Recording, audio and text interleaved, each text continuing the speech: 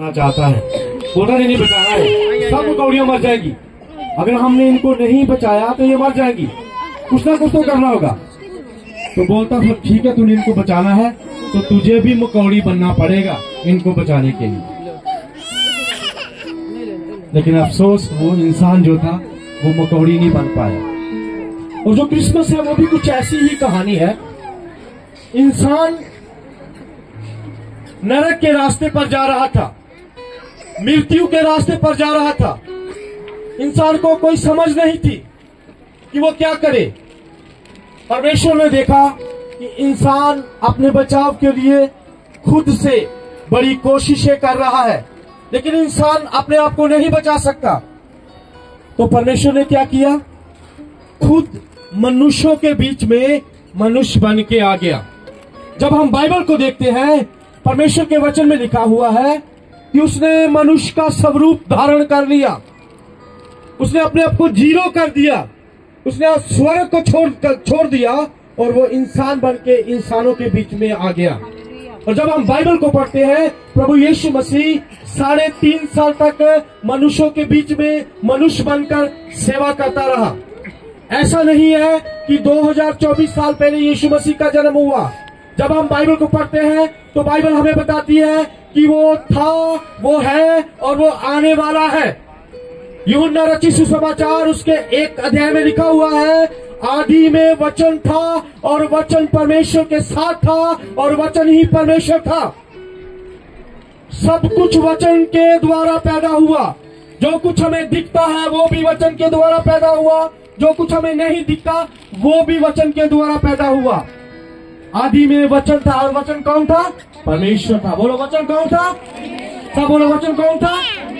और जब हम 1 अध्याय इसकी 14 आयत को पढ़ते हैं, लिखा है वचन देहधारी हो गया। वचन क्या हो गया? देहधारी हो गया। उसने शरीर को अपना लिया, वो मनुष्य के रूप में आ गया।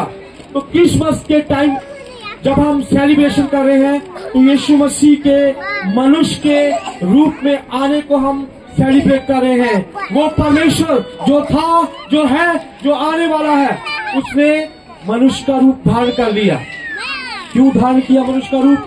इंसान को बचाने के लिए। जैसा मैंने आपको कहानी में बताया कि वो मकौड़ियों को बचाने की कोशिश कर रहा था, लेकिन वो मकौड़ियों को नहीं बचा सका क्योंकि उसको खुद मकौड़ी बनना था।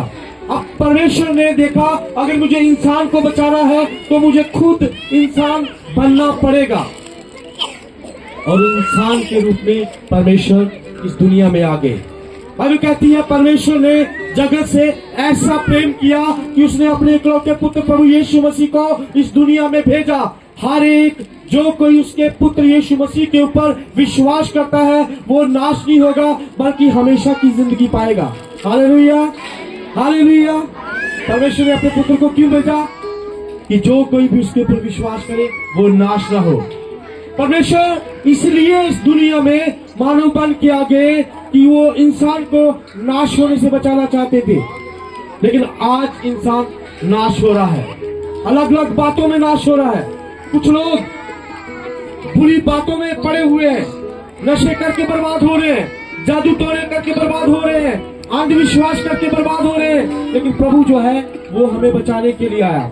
रात को हम देख रहे थे, बाइबल में लिखा हुआ है, प्रभु यीशु मसीह कहते हैं चोरी किसी और काम के लिए नहीं, चोरी करने के लिए, नाश करने के लिए, घात करने के लिए आता है। लेकिन मैं इसीलिए आया हूँ कि वे जीवन पाए और बहुतायत का जीवन पाए। बोलो हालेलुया, हालेलुया। बहुतायत का जीवन देने के लिए प्रभु यीशु मसीह आए। वो हमें आनंद का जीवन देने के लिए आए, वो हमें शांति का जीवन के लिए आए। प्रभु यीशु मसीह ने किसी भी धर्म मजहब की स्थापना नहीं की।